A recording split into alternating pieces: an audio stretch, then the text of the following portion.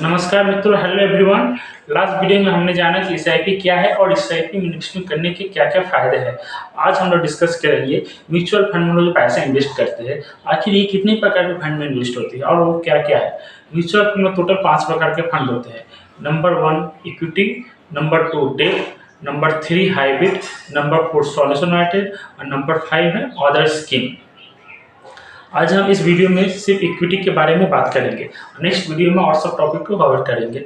Equity में होता है लार्ज कैप, मिड कैप और स्मॉल कैप। 3 तरह की कंपनी होती है।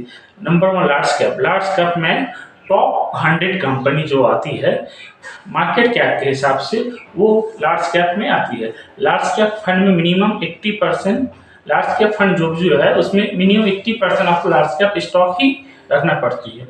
और नंबर 2 मिड कैप में आपका टॉप 100 छोड़कर 101 से नेक्स्ट 250 जो टॉप कंपनी है उसमें पैसा इन्वेस्ट होती है। और मिड कैप फंड में भी 65% आपको एक्सपोजर हमेशा मिड कैप में ही रखना पड़ेगा। और नंबर 3 स्मॉल कैप, आपको 250 छोड़कर नंबर 251 से जो भी कंपनियां लिस्टेड है, 5000 6000 कंपनी अप्रॉक्सीमेट लिस्टेड है, वो सब स्मॉल कैप में ही आती है। उसके बाद एक और कैटेगरी है large and mid cap. Large and mid cap में आपका क्या होता है, 35% आपको लार्ज कैप में इन्वेस्ट करना ही पड़ता है और 35% मिड कैप में। बैलेंस आप दोनों में किसी मिनिमम इतना रखने के बाद बैलेंस आप किसी में भी कर सकते हैं।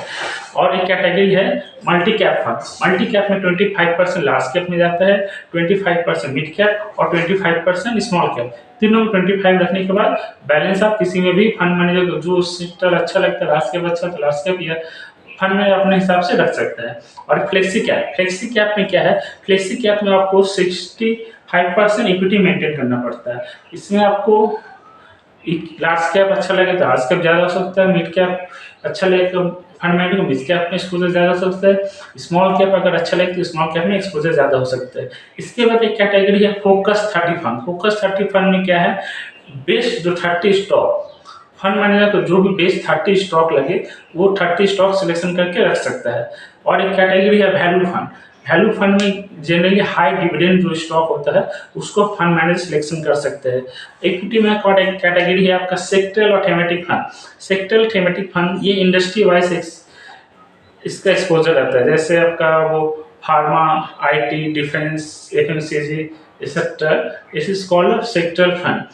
इक्विटी में एक ईएलएसएस फंड होता है। ईएलएसएस फंड यानी टैक्स सेविंग्स के पर्पज से इक्विटी लिंक सेविंग स्कीम। इसमें कि 80C का बेनिफिट मिलता है अगर कोई ओल्ड टैक्स रेजिम करे तो। इसमें इन्वेस्टमेंट करने से आपका फंड 3 इयर्स के लिए लॉक इन रहता है और इक्विटी फंड ही है। और इसमें आपको इक्विटी टैक्सेशन, आपको इक्विटी म्यूचुअल फंड में जब इन्वेस्ट करते हैं तो आपको इक्विटी टैक्सेशन लगता है। इक्विटी टैक्सेशन आपका अगर शॉर्ट टर्म है मीन्स वो लेस देन 1 ईयर, तो आपको इसमें फ्लैट 20% का टैक्स लगता है। अगर 1 ईयर 65 डे क्रॉस करा जाता है तो फिर इसमें एलटीसीजी लगेगा। एलटीसीजी आपका एवरी ईयर्स अगर एक फाइनेंशियल ईयर में अगर 1,25,000 तक आपका प्रॉफिट होता है, LTCG long term capital gain होता है, तो आपको कोई टैक्स देना नहीं पड़ेगा। 1,25,000 के क्रॉस करने से आपको उसमें 12.5% का टैक्स लगेगा। सपोज आपको वन फाइनेंशियल में 2 लाख का प्रॉफिट होता है तो 1,25,000 बैलेंस 2 लाख 125 75,000 में आपको सिर्फ 12.5% के हिसाब से टैक्स लगता है। तो आज हम डिस्कस किए इक्विटी फंड के बारे में। नेक्स्ट वीडियो में हम बाकी जो 4 फंड है उसको कवर करेंगे। Thank you.